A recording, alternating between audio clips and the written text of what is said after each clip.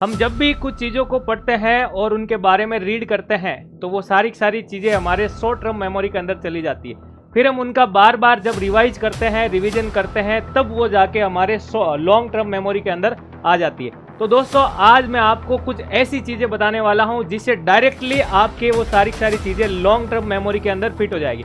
तो वैसे ही तरीके से आज हम एनाटॉमी को पढ़ने वाले हैं, तो वीडियो को अंत तक आप देखिएगा। जिस प्रकार से हलवे की खुशबू को पहचानने के लिए हम सेंसरी ऑर्गन्स का उपयोग करते हैं, वैसे ही हमारे पूरे बॉडी सिस्टम को जानने के लिए हम एनाटॉमी और फिजियोलॉजी के बारे में पढ़ते हैं। दोस्तों तो आज हम बात करेंगे राजस्थान पैरामेडिकल काउंसिल से डिप्लोमा करने वाले उन सभी विद्यार्थियों के एग्जाम के बारे में, ताकि आपके PYQ क्वेश्चन का सॉल्यूशन आपको पता लगे कि इस प्रकार से क्वेश्चन का हमें आंसर देना होता है। तो एक बार फिर से आप सभी का सुदर्शन पैरामेडिकल के इस ऑनलाइन प्लेटफॉर्म पर हार्दिक स्वागत। दोस्तों आज हम बात करने वाले हैं आंसर लिखने का तरीका, और प्रीवियस ईयर पेपर को हमने स्टार्ट किया था, तो कल की क्लास में आपने देखा होगा, वहीं से आगे मैं स्टार्ट करूंगा। और कल हमने एक लॉन्ग क्वेश्चन और एक शॉर्ट क्वेश्चन का सॉल्यूशन किया था कि किस प्रकार से हमें ये आंसर लिखना होता है एग्जाम के अंदर। और काफी सारे दोस्तों का मैसेज भी आ रखा था और खूब सारे आपके कमेंट्स भी आ रखे थे कि क्लास आपको बढ़िया लगी, और नेक्स्ट टॉपिक के बारे में भी मैंने आपसे पूछा था, तो आपने बताया था कि सर डायग्राम से संबंधित एक वीडियो बनाए। तो मैं बहुत जल्द आपके डायग्राम से संबंधित ही वीडियो लाने वाला हूं। तो सबसे पहले दोस्तों आप टेलीग्राम चैनल को अवश्य ज्वाइन करें। ये क्लासेज जो हो रही है उनकी PDF के साथ आपको पैरामेडिकल, नर्सिंग और मेडिकल से संबंधित सारी इंफॉर्मेशन भी आपको सबसे पहले यहाँ पे मिलेगी, और इसका लिंक आपको डिस्क्रिप्शन में दे रखा है। अगर आपको कोई दिक्कत हो पैरामेडिकल संबंधित, एग्जाम से संबंधित कोई भी आपको, तो आप इन नंबर के ऊपर मैसेज या कॉल करके मेरे से संपर्क कर सकते हैं। तो आज अपन बात करने वाले हैं कि एनाटॉमी फिजियोलॉजी का जो हमने पेपर स्टार्ट किया, तो वहां पे हमने ये वाला क्वेश्चन भाई कल कर लिया था कि describe in detail about physiology and physiology of excretory system. तो इसके बारे में हमने चर्चा कर ली थी, ठीक है। फिर हमने दूसरा क्वेश्चन ये भी किया था शोल्डर ज्वाइंट के बारे में, और शोल्डर ज्वाइंट को मैंने बहुत अच्छे तरीके से आपको समझाया था कि किस प्रकार से आपको लिखना होता है। और शोल्डर ज्वाइंट्स का आंसर लिखने का तरीका जो बताया मैंने आपको, वैसे ही आपको हिप ज्वाइंट लिखना था। तो किस किस विद्यार्थी ने भाई ये लिखा है, दोस्तों आप कमेंट करके बताना कि सर शोल्डर ज्वाइंट जिस प्रकार से आपने बताया था वैसे ही मैंने हिप ज्वाइंट भी बनाया था आंसर, ठीक है। फिर हमने बैक्टीरिया की बात की थी और WBC के बारे में भी चर्चा की थी। आज हम बात करेंगे नेक्स्ट क्वेश्चन के बारे में, और नेक्स्ट क्वेश्चन है आपकी स्क्रीन के ऊपर कि right the short notes on, ठीक है ना। मैं शॉर्ट नोट्स का क्वेश्चन ले रहा हूं यहाँ पे पहला, कि right the short notes on type of bone, ठीक है ना। ए में दे रखा अपने को, और ब्लड दे रखा बी में, और functions of mouth and teeth के बारे में दे रखा, और डी ऑप्शन दे रखा आपको थोरेसिक केज के बारे में। तो यहाँ पे आपको इस क्वेश्चन के अंदर 4 क्वेश्चन दे दिए हैं, और इन चारों क्वेश्चन के अंदर पूछा है कि शॉर्ट नोट्स लिखना आपको इसके अंदर, ठीक है। तो हम यहाँ पे बात करेंगे भाई सबसे पहले पार्ट्स ले लेते हैं अपन टाइप ऑफ बोन के बारे में। और टाइप ऑफ बोन के अंदर अपन कौन कौन सी चीजें पढ़ने वाले हैं, तो देखो तो यहाँ पे जो क्वेश्चन है हमारा कह रहा है कि टाइप ऑफ बोन के ऊपर आपको शॉर्ट नोट्स लिखना है, तो इसका आंसर हम किस प्रकार से देंगे। अब देखो टाइप ऑफ बोन्स पढ़ने से पहले आपको बताता हूं कि बोन्स का इंट्रोडक्शन क्या होता है। भाई आपको थोड़ी चीजें पहले से पता होगी, तभी तो आप उसकी टाइप तक पहुंच जाओगे, ठीक है ना। इस टाइप से पहले भी खूब सारी चीजें आ जाती है। कल मैंने बेसिक परफॉर्मा के माध्यम से आपको बताया था, आपको बोन का इंट्रोडक्शन भी आना चाहिए, उसके फंक्शन भी आने चाहिए, उसके कंपोजिशन का पार्ट आना चाहिए, फिर जाके आपके टाइप या फिर क्लासिफिकेशन का पार्ट आता है, समझ गए आप। तो हम टाइप ऑफ बोन की अगर चर्चा करें, ठीक है ना, या फिर हम बात करें क्लासिफिकेशन ऑफ बोन के बारे में, तो अपन बात करते हैं कि इसके अंदर आपको एक तो बनाना होता है चार्ट। क्या बनाना होता है, चार्ट। और चार्ट के साथ साथ अगर आप एग्जाम्पल लिख सकते हो तो फिर तो बहुत अच्छी चीज है, ठीक है ना। रामबाण साबित होगी ये आपके मार्क्स में, क्योंकि 5 नंबर का क्वेश्चन आपको पूछा हुआ, ठीक है। यहाँ पे चार्ट किस प्रकार का बनाना होता है उसकी भी अपन चर्चा करते हैं। तो देखो क्लासिफिकेशन ऑफ बोन के अंदर, क्लासिफिकेशन ऑफ बोन के अंदर आपको एक चार्ट बनाना होता है कि बोन के वर्गीकरण को आपको समझाना है 5 नंबर के अंदर, ठीक है। तो यहाँ पे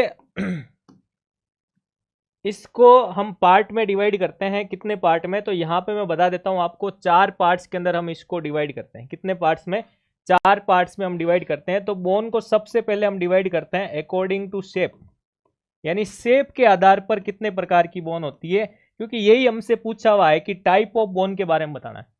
तो अकॉर्डिंग टू शेप के बारे में बताना आपको, फिर आपको डेवलपमेंट के आधार पर बताना है, ठीक है ना, डेवलपमेंटल क्लासिफिकेशन या अकॉर्डिंग टू डेवलपमेंटल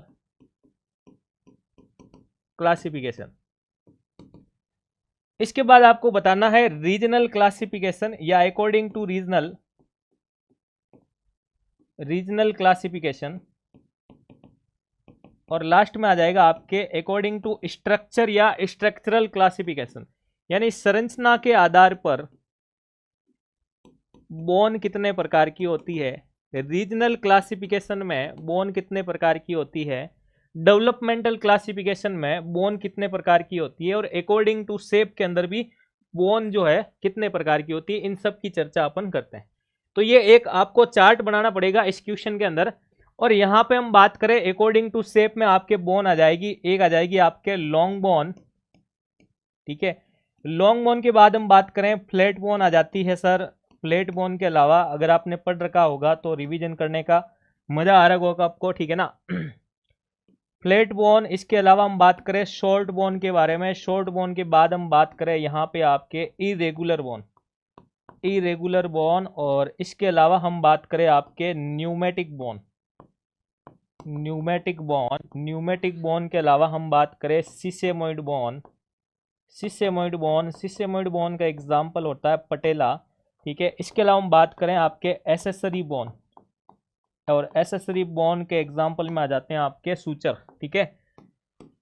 फिर हम बात करें डेवलपमेंटल के आधार पर जो होती है बोन आपकी दो प्रकार की होती है, जिसके अंदर हम बात करें एक बोन आ जाती है आपकी मेम्ब्रेन बोन, और एक आती है आपके विसेरल बोन, ठीक है। इस विसेरल बोन को ही हम सोमेटिक बोन भी कहते हैं। इस मेम्ब्रेन बोन को हम डर्मल बोन भी कहते हैं, ठीक है। इसके अलावा हम बात करें रीजनल क्लासिफिकेशन के अंदर हम इसको दो पार्ट्स में डिवाइड करते हैं, जिसमें आपका एक आ जाता है एक्सियल क्लासिफिकेशन, एक आ जाता है आपके एक्सियल क्लासिफिकेशन, ठीक है। एक्सियल स्केलेटन भाई, ठीक है, एक्सियल स्केलेटन याद होगा आपको, जिसके अंदर 80 बोन होती है। दूसरा आता आपके अपेंडिकुलर स्केलेटन, इसके अंदर आपके 126 बोन आती। 80 प्लस 126 करोगे तो 206 हड्डियां पूरी इसमें आ जाती, ठीक है। हम बात कर रहे हैं टाइप ऑफ बोन के बारे में। क्या आपको 206 हड्डियों के बारे में पता है? क्या आपको 206 हड्डियों का नाम याद है? बिल्कुल आप कमेंट करके बताना जिसको भी याद है। और अगर जिसको 206 हड्डियों के नाम याद नहीं है और अगर वो 2 मिनट के अंदर 206 हड्डियों को याद करना चाहता है तो यूट्यूब के ऊपर मैंने वीडियो डाल रखा है कि उसको आप किस प्रकार से याद करें। तो आपको एक वहां पे पोइम मिलेगी कि ओ इंजीनियर फिर से तू पिटेगा, ये इस प्रकार से आपको एक कविता मिलेगी, एक पोइम मिलेगी और 206 हड्डियां आपको याद हो जाएगी, ठीक है भाई। चलो इसके बाद हम बात करते हैं स्ट्रक्चरल क्लासिफिकेशन के बारे में, ठीक है। तो स्ट्रक्चरल क्लासिफिकेशन को मैं यहां पे ले रहा हूं, स्ट्रक्चरल क्लासिफिकेशन।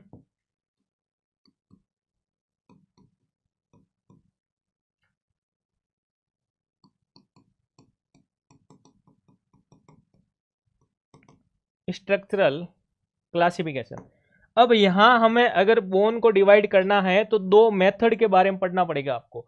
दो मेथड में आपका एक मेथड आ जाता है माइक्रोस्कोपिकली, एक मेथड आ जाता है आपका मैक्रोस्कोपिकली, ठीक है। और यहां पे अगर मैं बात करूं आपसे कि माइक्रोस्कोपिकली मेथड के अंदर बोन कितने प्रकार की होती है, तो यहां पे बोन आ जाती है एक आपके फाइब्रस बोन, एक आ जाती है आपके लेमिलर बोन, एक आती है आपके वोवेन बोन, एक आती है आपके सीमेंट बोन, और एक आती है आपके जो दांतों में पाई जाती है उनको डेंटाइन बोन कहते हैं। मेरे हिसाब से इस प्रकार से आपने बोन के क्लासिफिकेशन को अभी तक नहीं पढ़ा होगा, ठीक है भाई। मैं यही कहना चाहूंगा आपसे कि अगर आप एनाटॉमी और फिजियोलॉजी पढ़ रहे हैं तो आपको थोड़ा सा आरपीएमसी के अंदर सबसे ज्यादा बेग इसी सब्जेक्ट्स में आती है, तो थोड़ा सा इस सब्जेक्ट्स को आपको डीपली पढ़ना पड़ेगा, थोड़ा सा लेवल में पढ़ना पड़ेगा, नहीं तो आप इस सब्जेक्ट्स के अंदर मात खा जाओगे, बिल्कुल आपके बेग आ जाएगी। ठीक है, तो इस प्रकार से बोन के टाइप के अंदर आपको देना होता है, वरना आप कुछ किताबों के माध्यम से पढ़ोगे टाइप ऑफ बोन के अंदर सीधा ही दे रखा कॉम्पैक्ट और स्पॉन्जी बोन के बारे में। लेकिन मैं बात करूंगा स्ट्रक्चरल क्लासिफिकेशन के माइक्रो स्कोपिकली में ये सारी बोन, और मैक्रो स्कोपिकली के अंदर आपको दो बोन दिखाई देगी, जिसमें एक बोन आ जाती है आपके कॉम्पैक्ट बोन, ठीक है, और एक बोन आ जाती है आपके स्पॉन्जी बोन। इस स्पॉन्जी बोन को ही कैंसिलियस बोन कहा जाता है, इसी बोन को ट्रबेकुलर बोन भी कहा जाता है। ठीक है, क्या आप जानना चाहोगे कि कौन सी बोन का कौन सा पार्ट जो है वो कॉम्पैक्ट होता है, कौन सा पार्ट जो होता है इसका स्पॉन्जी टाइप होता है? बिल्कुल, मैं बात करता हूं एक बोन के बारे में। हम एक बात करेंगे एक बोन के बारे में, ठीक है ना। एक बोन के माध्यम से आपको पूरी पूरी बोन सिखाता हूं। ये आपके सामने एक लॉन्ग बोन दिखाई दे रही, ठीक है ना, एक लॉन्ग बोन दिखाई दे रही है। इस बोन के बारे में हम चर्चा करेंगे। अब देखो इसके अंदर आपको क्या याद रखना है, तो यहाँ पे एक बोन का आपको स्ट्रक्चर दिखाई दे रहा है, और लेबल करने का तरीका भी देख लो भाई। जिसने कमेंट कर रखा था ना कि डायग्राम भी बताओ सर, लेबल करने का तरीका भी देख लो। मैं एक क्वेश्चन के अंदर आपको खूब सारी बातें दिखा रहा हूँ, खूब सारे डाउट्स भी क्लियर हो जाएंगे। अब देखो इस बोन को लेबल किस प्रकार करना है। ये बोन का ऊपर वाला हिस्सा, ये नीचे वाला हिस्सा, ये बीच वाला, इतना तो आप कर ही सकते हैं ना, इतना एग्जाम में लिख ही सकते हो ना।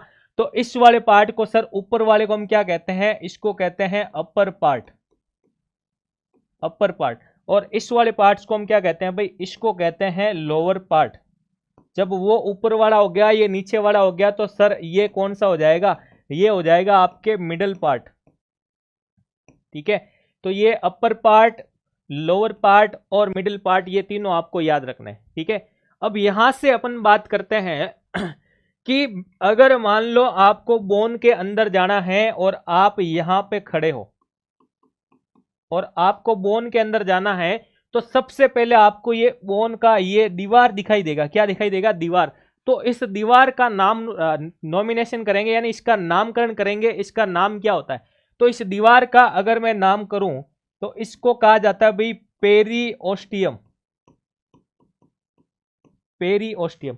अब इसको पेरिओस्टियम क्यों कहा जाता है? क्योंकि घर की चार दीवारी को हम क्या कहते हैं भाई? पेरी कहते हैं। और अगर ये बोन से संबंधित है तो बोन को ओस्टियम, बोन के लिए ओस्टियम वर्ड यूज करते हैं। तो यहां से आ गया अपना पेरिओस्टियम। ठीक है, यहां पे हम बात करें कि थोड़ा सा अंदर जाएंगे तो सर हमें क्या मिलेगा? तो अगर आप यहां तक अब आ गए हो, अगर यहां पे जाओगे तो इस वाले पार्ट्स को क्या कहते हैं? लेकिन यहां पे आने के बाद आपको रुककर देखना है कि अंदर क्या क्या चीजें हैं। तो अंदर देखने के लिए आपको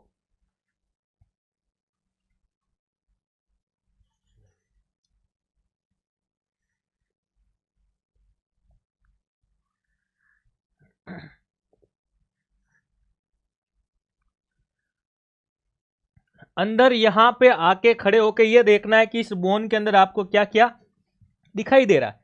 तो यहां पे आपको एक केविटी दिखाई देगी भाई। क्या दिखाई देगी? यहां पे आपको एक केविटी दिखाई देगी। इस प्रकार से आपको एक केविटी दिखाई देगी। ठीक है, और इस केविटी की अगर मैं बात करूं तो ये केविटी बोन के मिड साइड के अंदर है, इसलिए इसको हम नाम दे देते हैं मेडुलरी केविटी।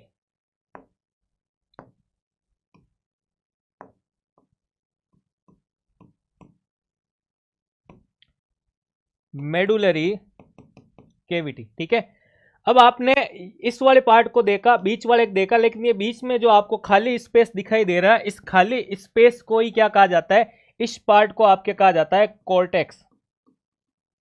ठीक है, तो इस प्रकार से लेबल कर लिया ये आपने। अब हम बात करते हैं कि बोन का ये अपर पार्ट और लोअर पार्ट, इनको क्या कहते हैं? तो दोस्तों अपर पार्ट्स को भी कहा जाता है एपिफाइसिस। क्या कहा जाता है? एपिफाइसिस।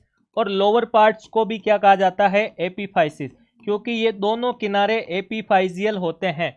और जो आपने बीच वाले पार्ट्स की बात की थी, इस बीच वाले पार्ट्स को आपके डायाफाइसिस कहते हैं। क्या कहते हैं? डायाफाइसिस। एपिफाइसिस, डायाफाइसिस, और यहाँ पे आपको बीच वाले पार्ट्स में मिलेगा मेटाफाइसिस। क्या मिलेगा? मेटाफाइसिस। और बोन के अंदर कार्टिलेज से बनी हुई दो प्लेटें होती, क्या होती है, कार्टिलेज से बनी हुई दो प्लेटें होती है इस प्रकार की। ये कार्टिलेज की दो जो प्लेटें होती है वो एपिफाइसिस वाले पार्ट से जुड़ी हुई रहती है। किससे जुड़ी हुई रहती है, एपिफाइसिस वाले पार्ट से। इनको कहा जाता है कि एपिफाइजियल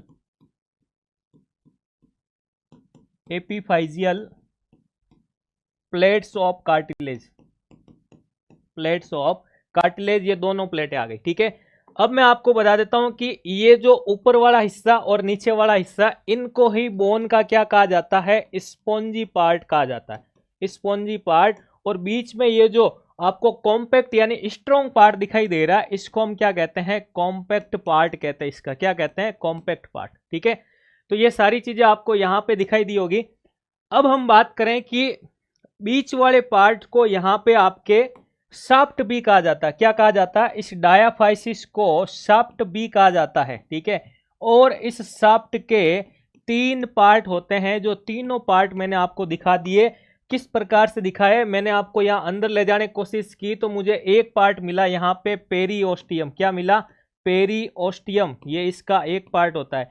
दूसरा मैंने आपको कहा कि ये कोर्टेक्स वाला पार्ट आ गया, ये कोर्टेक्स। तीसरा मैंने कहा कि बीच में आपके मेडुलरी कैविटी होती है, तो ये आ गई मेडुलरी कैविटी। एक और इंपॉर्टेंट बात, फिर हम अगले क्वेश्चन पे चलते हैं भाई। इस मेडुलरी कैविटी के अंदर, इस मेडुलरी कैविटी के अंदर क्या पाया जाता है। ठीक है, इस मेडुलरी कैविटी के अंदर आपके पाया जाता है भाई बोन मेरो पाया जाता है। क्या पाया जाता है, इस मेडुलरी कैविटी के अंदर आपके पाया जाता है बोन मेरो।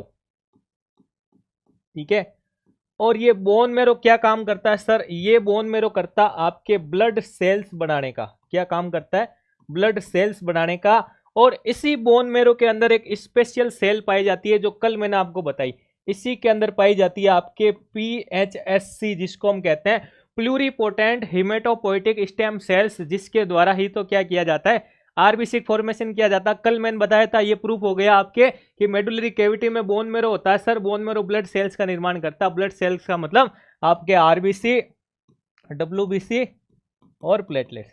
ये देखो पूरी एनाटॉमी अगर आप इस प्रकार से पढ़ते हो, सबको कनेक्टिव करके एक सीरीज के अंदर कड़ी से कड़ी मिला के सारी चीजें याद हो जाएगी। ठीक है ना, तो ये 5 नंबर का क्वेश्चन था भाई। ठीक है, इतना ही देना होता है इसके अंदर।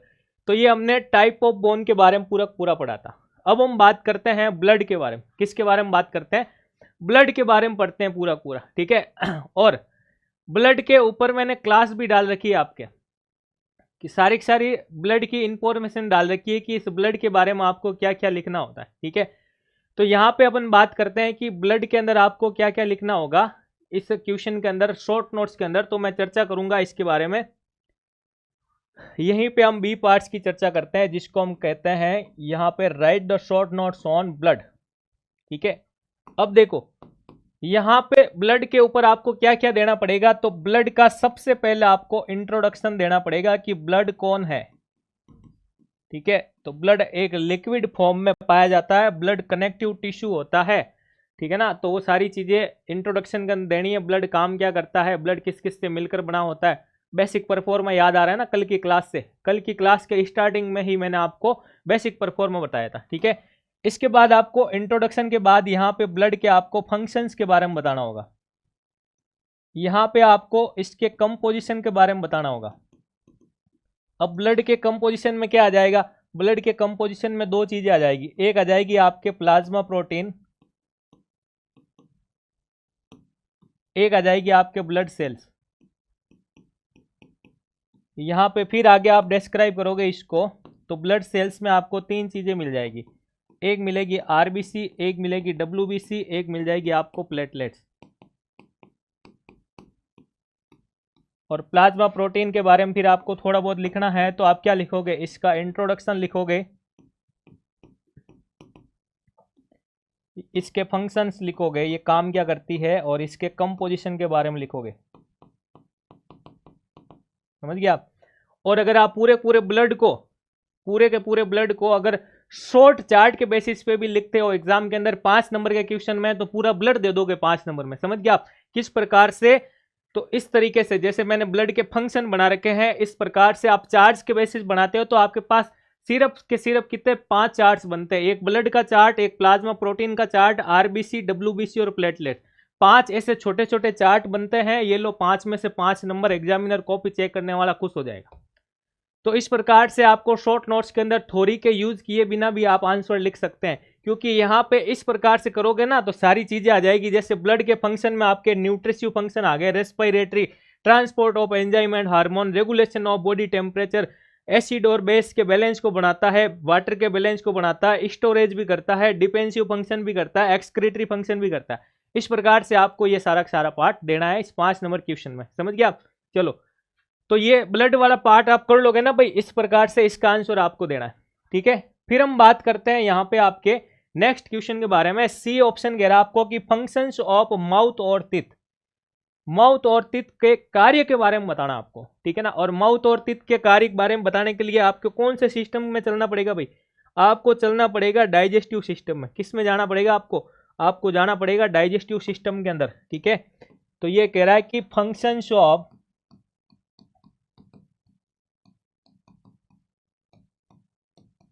माउथ एंड टिथ, कितना सिंपल क्वेश्चन पूछा आपसे, माउथ और टिथ के बारे में बताना है आपको, ठीक है ना। और माउथ और टिथ के बारे में जानने के लिए आपको किस सिस्टम में जाना पड़ेगा, डाइजेस्टिव सिस्टम में। और डाइजेस्टिव सिस्टम का अगर आप डायग्राम बनाते हो तो सबसे पहले ही आपको माउथ और टिथ ही मिलेगा। ये देखो, ये डाइजेस्टिव सिस्टम,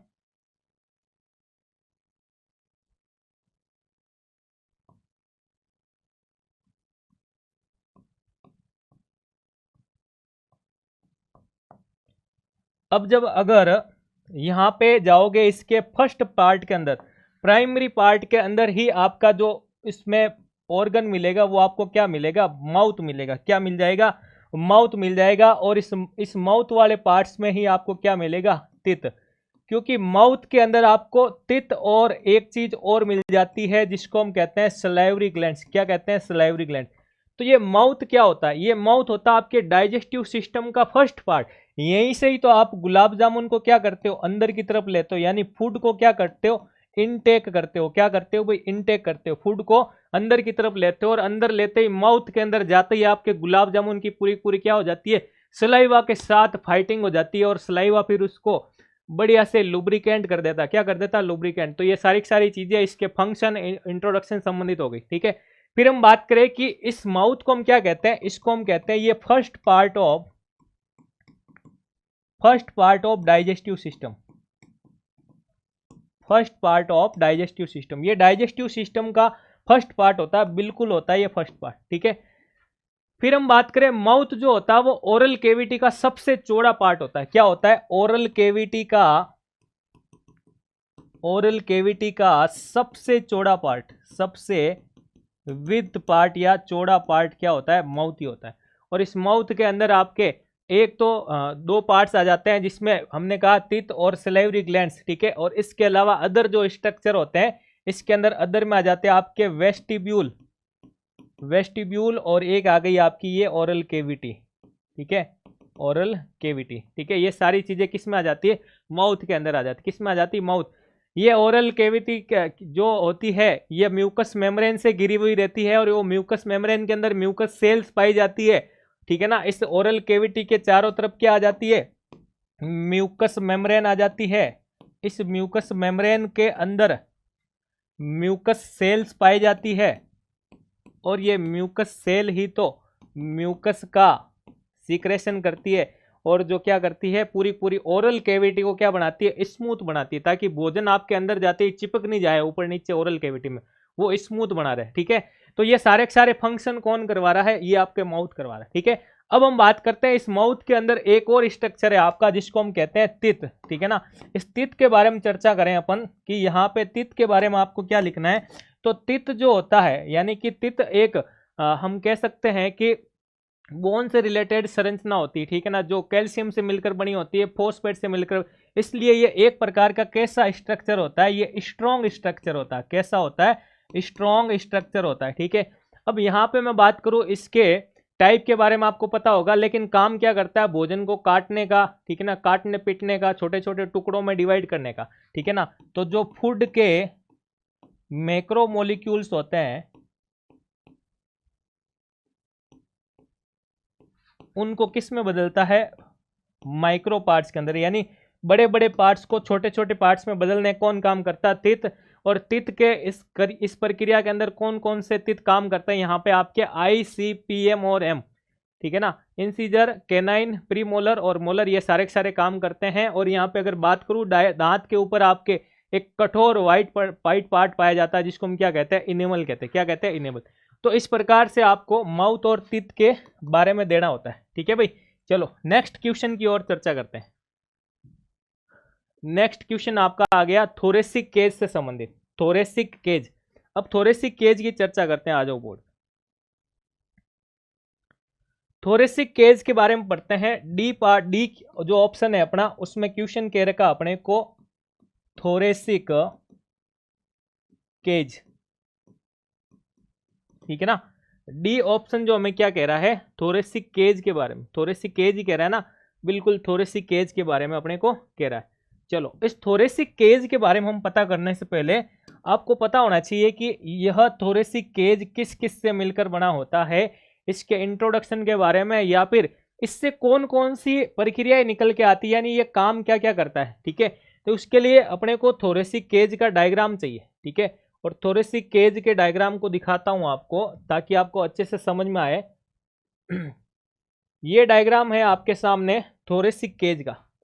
इस थोरेसिक केज के अंदर अब आप देख के बताओ क्या क्या चीजें आपको दिखाई दे रही है। तो मैं आपके सामने बात करूंगा, एक तो इसके अंदर बोन के बारे में, ठीक है, बोन्स के बारे में बात करूंगा। दूसरा, ये बोन मिलकर के एक केविटी बनाती है, उस केविटी के बारे में चर्चा करूंगा। तीसरा, इस केविटी के अंदर कौन कौन से इंटरनल ऑर्गन्स है उसके बारे में चर्चा करूंगा, ताकि मेरे 5 नंबर का क्वेश्चन अपने आप क्लियर हो जाए, ठीक है।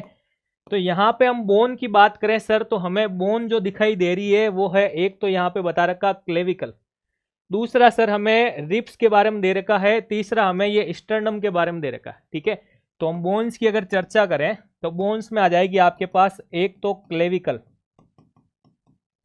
क्लेविकल, एक आ गई आपके पास रिप्स, एक आ गई आपके पास स्टर्नम, ठीक है।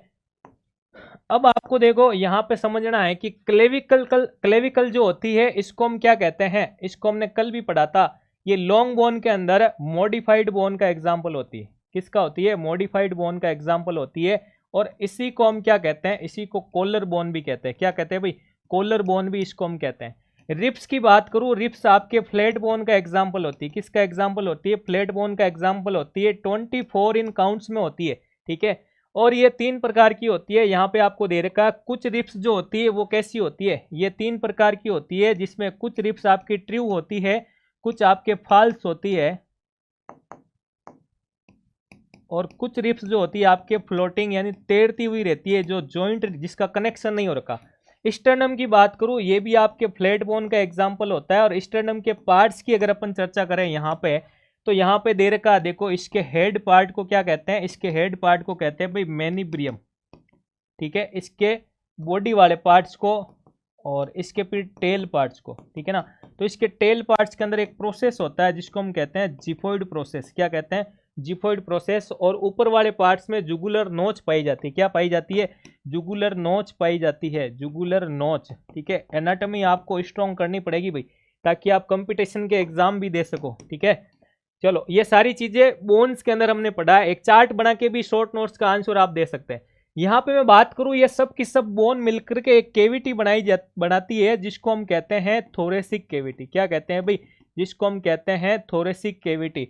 ये केविटी क्या काम करती है सर, थोरेसिक केज के अंदर ऐसे ही आंसर देना आपको। ये केविटी क्या काम करती है सर, ये केविटी काम करती है भाई आपके इंटरनल ऑर्गन्स को प्रोटेक्शन करती है। इंटरनल ऑर्गन्स का क्या करती है, इंटरनल ऑर्गन्स की रक्षा करती है। क्या करती है, रक्षा करती है। सर रक्षा कैसे करती है, रक्षा कैसे करती है बताऊं आपको।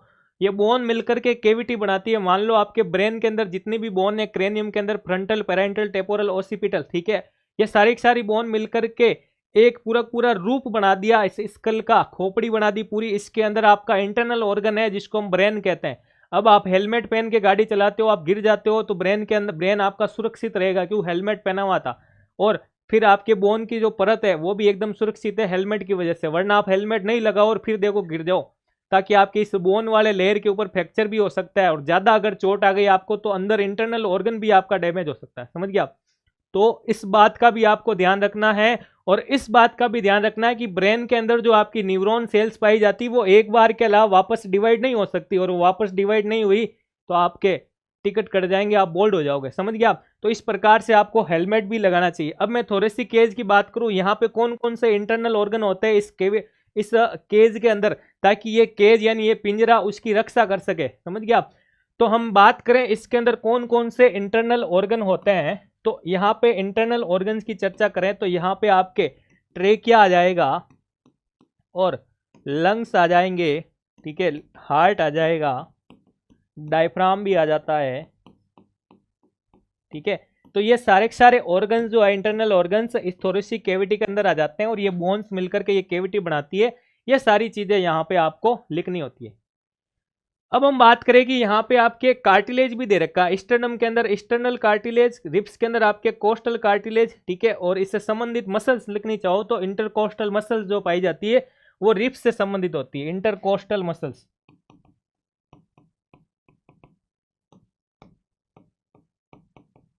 ठीक है। तो ये 5 नंबर में आपको देना है। तो आपको मेरे हिसाब से ये चारों क्वेश्चन अब समझ में आ गए होंगे कि टाइप ऑफ बोन में किस प्रकार से आंसर देना है, ब्लड वाले क्वेश्चन में किस प्रकार से आंसर देना है, माउथ और टीथ के बारे में, और थोरेसिक केज के बारे में। अगर आपकी एनाटॉमी बहुत ज़्यादा अच्छे से सिस्टमेटिक वे में पड़ी हुई है तो आप इस प्रकार से 5 नंबर के क्वेश्चन में बहुत प्यारी प्यारी चीज़ें लिख के आ सकते हो एग्जाम में, और आपके कहीं भी मार्क्स नहीं कटेंगे, समझ गए आप।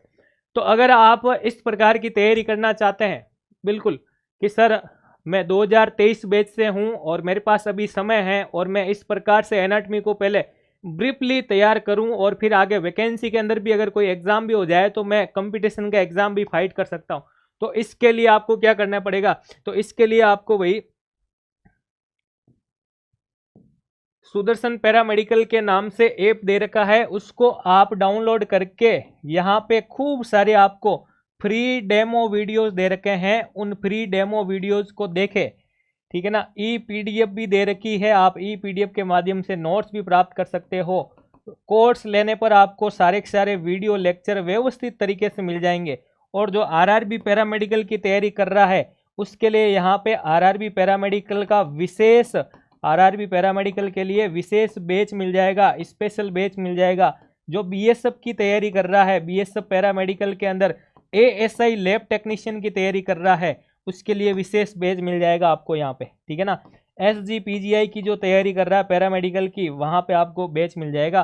और इस प्रकार से इतनी शानदार तरीके से एनाटॉमी नहीं, आपको सारे के सारे सब्जेक्ट्स भी अगर आपको तैयार करने हैं तो सारे के सारे सब्जेक्ट्स भी मिल जाएंगे। ये देख के किस प्रकार से मैंने आपको उस चैनल पे आपको ऐप के अंदर एनाटॉमी फिजियोलॉजी पढ़ा रखी है, रेडियोग्राफी आसान भाषा में हिंदी में पढ़ा रखी है भाई, ठीक है। डार्क रूम को हिंदी में पढ़ा रखा है, रेडिएशन फिजिक्स बहुत लैंग्वेज पढ़ा रखी है आपको। और एक नई चीज मैंने स्टार्ट कर रखी है, डिजीज सीरीज, ठीक है ना, ताकि पैथोलॉजी से संबंधित आपके क्वेश्चन आए तो भी कर सकते हो। इस पेपर के अंदर ही प्रीवियस क्वेश्चन में आपके ट्यूमर के बारे में पूछा हुआ, आप मेरे इसी चैनल पे यूट्यूब चैनल पे ट्यूमर के बारे में वीडियो देख सकते हो कि 5 नंबर के अंदर कितना लिखना होता है, और बड़ा क्वेश्चन आ जाए तो कितना लिखना होता है। तो बिल्कुल आप इस वीडियो को भी देखिएगा, ट्यूमर के बारे में मैंने आपको दे रखा है, ठीक है।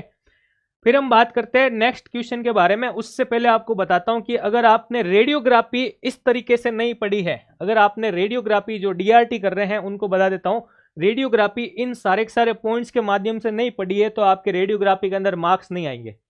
क्योंकि अगर आपके चेस्ट पीए की रेडियोग्राफी पूछो, चाहे स्कल पीए की रेडियोग्राफी पूछो, चाहे लंबर स्पाइन एपी पूछो, चाहे लेटरल पूछो, ये सारे पॉइंट्स अगर आपको आते हैं तब तो आप आराम से बड़ा क्वेश्चन भी अटेंड कर सकते हो। जैसे अगर रेडियोग्राफी की मैं बात करूं आपके, कि रेडियोग्राफी के अंदर आप अगर चेस्ट पीए भी पढ़ते हो तो सबसे पहले आपको चेस्ट की एनाटॉमी आनी चाहिए। चेस्ट पीए क्यों करवाया जाता है, इंडिकेशन आना चाहिए, पेशेंट को प्रिपरेशन कैसे किया जाता है, पेशेंट की पोजीशन कैसे लगाई जाती है, पोजीशन लगाने के बाद सेंटरिंग पॉइंट, कोलिमेशन, कैसेट की साइज क्या लेनी है, उसका orientation, film to focal distance, FFD क्या रखनी है, एक्सपोजर फैक्टर क्या रखना है, केवीएमएस क्या रखना है, ग्रिड यूज करना है नहीं करना है, बक्की यूज करनी है नहीं करनी है, रेस्पिरेटरी होल्ड करवाना है नहीं करवाना है, मार्कर के रूप में क्या यूज करते हैं, वाइवा के अंदर आपको ऐसे पूछा जाता है, समझ गया। फिर शील्डिंग के बारे में और एक बढ़िया सुंदर सा डायग्राम, फिर रेडियोलॉजिकल अपीयरेंस। इस प्रकार से सारे बेसिक जो पॉइंट है 16 पॉइंट्स, इसके माध्यम से आप पूरी पूरी रेडियोग्राफी को पढ़ सकते हैं भाई, ठीक है ना। चलो नेक्स्ट क्वेश्चन की अपन बात करते हैं। नेक्स्ट क्वेश्चन है आपके स्क्रीन के ऊपर, describe the details about benign tumour और लीवर के बारे में आपको दे रखा है। ट्यूमर और बिनाइन लीवर के बारे में आपको दे रखा है, ठीक है भाई।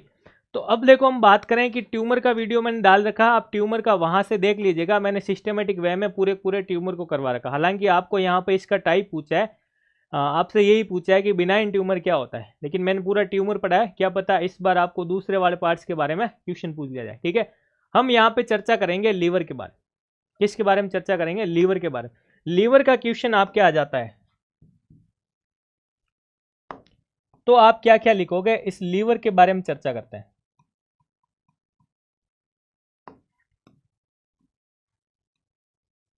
ये लीवर, तो वही बेसिक परफॉर्मा। सबसे पहले हम क्या देंगे? इसका इंट्रोडक्शन देंगे। क्या देंगे भाई? इसका इंट्रोडक्शन। और यहाँ पे इंट्रोडक्शन के अंदर कौन कौन सी चीजें हम ऐड करने वाले हैं। तो लीवर के बारे में आपको पता होगा कि ये हमारे शरीर की सबसे बड़ी, ठीक है ना, बिगेस्ट ग्लैंड होती है, ठीक है ना, लार्जेस्ट ग्लैंड होती है, लार्जेस्ट ग्लैंड, सबसे बड़ी ग्रंथि होती है, ठीक है। और इसके वजन की बात करें तो इसका जो वेट होता है इसका वेट होता है आपके 1.5 kg। कितना होता है भाई? 1.5 kg इसका क्या होता है? वेट। फिर हम क्या लिखना होता है इसके बारे में? इसकी आपको पोजीशन या इसका लोकेशन पता होना चाहिए। क्या पता होना चाहिए? इसका लोकेशन। फिर आपको एक लाइन इसके लोकेशन में सबसे पहले तो वही दे दो कि कौन से देश में ये रहता है। तो देश मैंने कल भी कहा था आपको कि देश का पता करो, तो देश है इसका एब्डोमिनल केविटी के अंदर ये रहता है। कौन से देश में रहता है? एब्डोमिनल केविटी के अंदर ये रहता है, ठीक है। फिर मैंने कहा कि इसके बाद आपको पता करना है कि गली कौन सी है, ठीक है ना, मोहल्ला कौन सा है। फिर आपको ये सारी चीजें, तो लीवर के ऊपर मैंने यूट्यूब के ऊपर पूरा वीडियो बना रखा है, वहां से भी आप देख सकते हैं।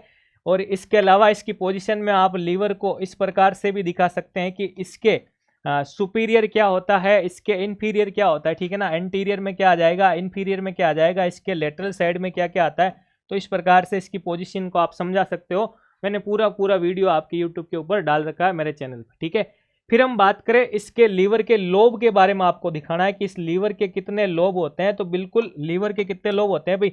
लीवर के 2 लोब होते हैं, जिसमें एक आ जाता है आपका राइट लोब और एक आ जाता है आपका लेफ्ट लोब, ठीक है, राइट और लेफ्ट लोब। इन दोनों लोब्स के बारे में फिर मैं बात करूं, ये लोब आपस में किससे जुड़ा हुआ रहता है। तो मैंने एक नोट लगा के बता भी रखा है कि ये फेल्सीफॉर्म लिगामेंट्स के द्वारा जुड़े हुए रहते हैं।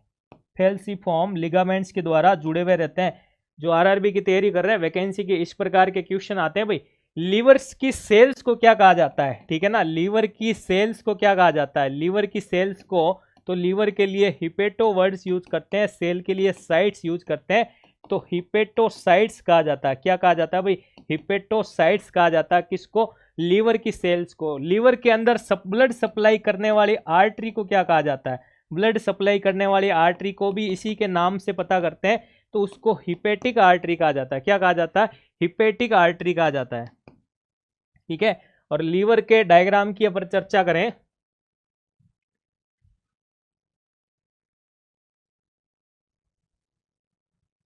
ठीक है, तो इस प्रकार से आपको फिर डायग्राम बनाना होता है, ठीक है।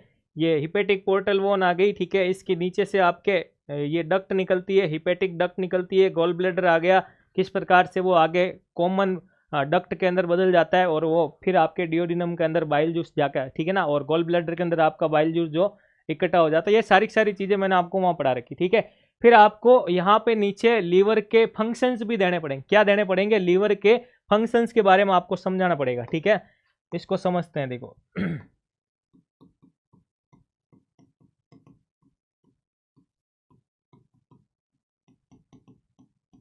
Functions of liver. अब फंक्शंस ऑफ लीवर के अंदर आपको क्या क्या चीजें ऐड करनी है। तो देखो लीवर क्या काम करता है? बॉडी में कार्बोहाइड्रेट का उपापचय करवाता है। क्या करता है? मेटाबॉलिज्म करवाता है और फिर ग्लूकोज का क्या करता है? लेवल बनाए रखता है, ठीक है ना। तो ये हम कह सकते हैं कि ये क्या काम करता है? कार्बोहाइड्रेट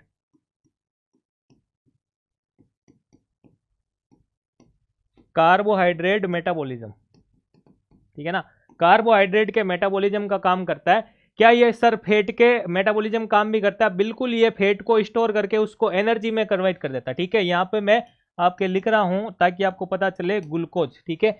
ये फैट के मेटाबॉलिज्म का काम भी करता है, फैट का मेटाबॉलिज्म भी करवा देता है, ताकि ये फैट को स्टोर करके उसको किस में कन्वर्ट कर देता है, उसको एनर्जी के अंदर कन्वर्ट कर देता है। किस में करता है? एनर्जी के अंदर ये कन्वर्ट कर देता है, ठीक है।